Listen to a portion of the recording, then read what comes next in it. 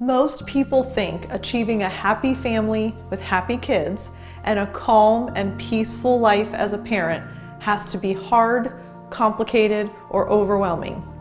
It might even seem impossible at this point, but that could not be further from the truth. In this video, I'll show you how you can quickly get started with a transformational change in the way that you think about your kids, even if you're skeptical or think that nothing will work because you've tried everything already. In the last video, I showed you why parenting advice and traditional children's counseling doesn't work.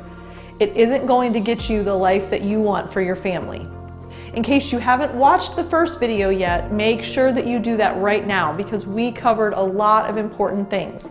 And if you are serious about a calm, peaceful, and happy family, you don't want to miss it. Maybe you are having a huge issue with your child and you've tried the skills and the tips that you read or that you heard. Or maybe you've spent a lot of time trying to reason, rationalize with your kids, and that those either didn't work at all or they made things escalate more. What I'm about to tell you is the most important thing that you need to know about interacting with your kids. You can't treat them like a small adult and expect anything good to come out of it. I think instinctively you may know this, and you might even agree, but in the heat of parenting moments, it's easy to default to "what were you thinking" conversations. Let me say it a different way. The easiest way to explain this is that adults process the world with their brains. So adults are cognitive, they're rational, and they're intellectual.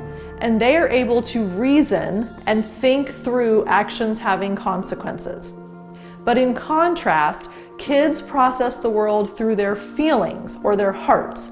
Kids are emotional. They live in the here and now, moment by moment, and their actions are determined by whatever happens then because they're governed by their feelings.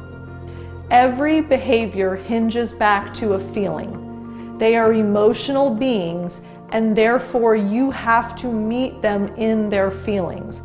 They don't have reasoning skills, and they do not rationalize as much as you would like them to. So you could spend hours trying to talk to them about why they did something or why they shouldn't have done something, and it goes over their heads because they are in the feeling, not thinking.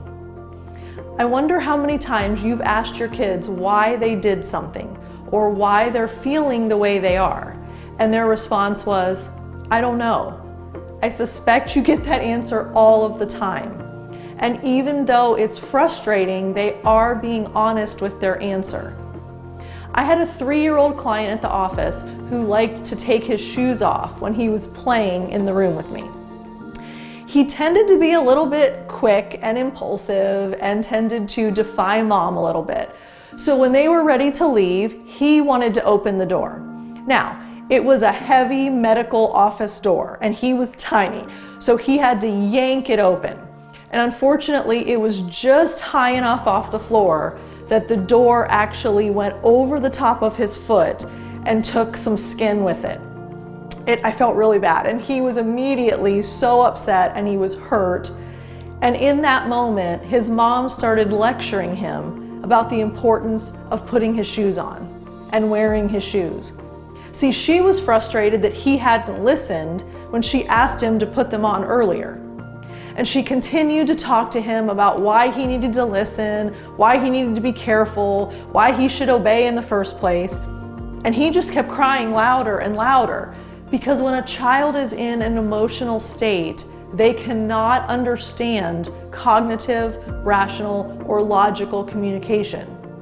What he really needed was to have his feelings acknowledged and then be allowed to deal with the natural consequences of his behavior. So I took that moment an opportunity to get down on his level and say, "You're really upset about the door." He immediately calmed down and he eventually stopped crying. And then he hugged me, and it was a moment where his mom was able to see the power of reflecting feelings rather than trying to reason with kids. So the next time you're in a situation where you might normally try to reason or rationalize with your child, try to recognize that they are overwhelmed by their feelings, and what they need most is for you to understand their emotions, not talk to them and put them in their heads. The way that you do this, you try to see beyond the situation. So in that moment, look past the behavior, look beyond the escalation. Don't just see the anger or the tears. Recognize that all of that is driven by an emotion. So then your goal is to put yourself in their shoes. Once you realize what they're feeling, then you empathize with them in the moment, but you don't even have to say anything. So try this next time and let me know if you get a different result than what you've had in the past.